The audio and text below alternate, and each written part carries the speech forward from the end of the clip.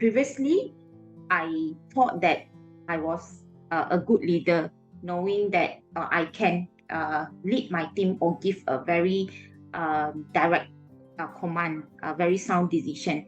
But when I learned the Agile Leadership Program, it is in fact another chapter of building the leadership of oneself.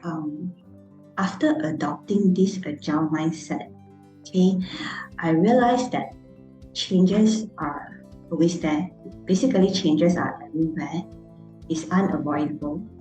But now I perceive change in a positive manner.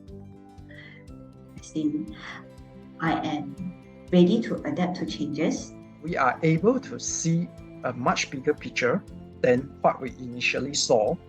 Your big time investment will seem rather insignificant. I noticed that now I actually become more confident and self-empowered.